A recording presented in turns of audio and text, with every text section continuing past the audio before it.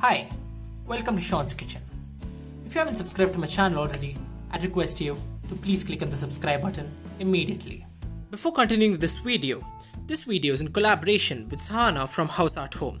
She started a channel less than a year ago, and her videos range from cooking delicious recipes to travel vlogs and daily routines. She has simultaneously made a mixed veg dry recipe, which I'd request you to check out after watching this video, and I'm going to be dropping the link of that in the description down below. I'd request you to also further subscribe to her channel, which you shall not regret because of the great content which she posts every week. For this recipe, I'm going to take a pan and add 6 cashew nuts and dry roast it for about 1 minute.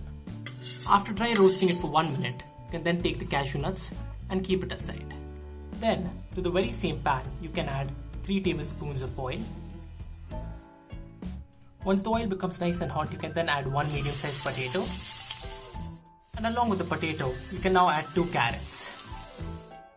If you would have noticed here, I've cut both the potatoes and the carrots into small chopped pieces so that they can cook faster. I'm now going to fry this for about 4 minutes. After 4 minutes, you can then add half a cup of beans, and along with that, half a cup of green peas. You can now mix this well with the potato and the carrots. You can also add some cauliflower here according to the taste and preference. You can now fry this for another 2 to 3 minutes.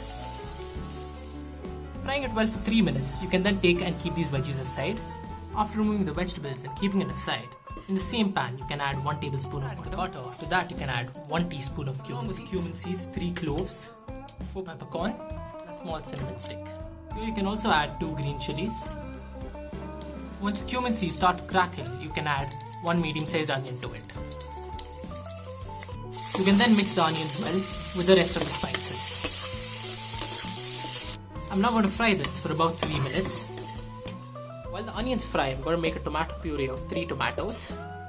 Along with the tomatoes, I'm also going to add the cashew nuts which we had roasted earlier.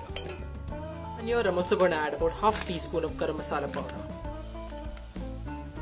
After making a puree of the tomatoes, here you can see that the onions have turned to slightly goldenish color. You can now add 1 teaspoon of ginger garlic paste to it. And you can then fry this until the raw smell of the ginger garlic paste goes away. Once the raw smell of the ginger garlic paste goes away, you can then add the tomato puree to it.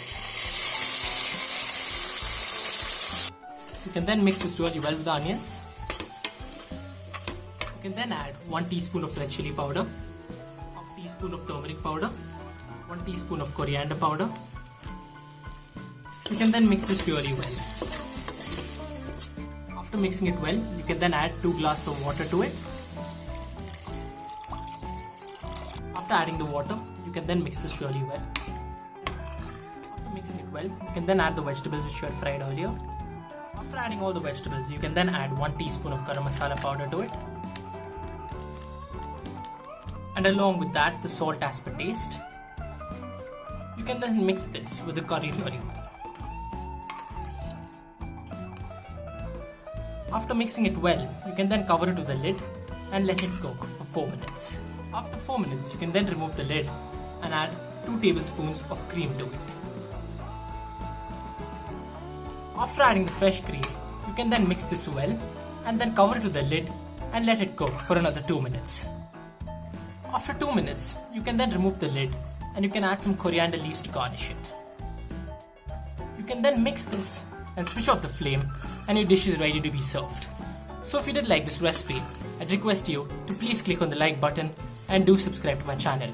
Also, don't forget to try out the recipe by House at Home, which is provided in the link below.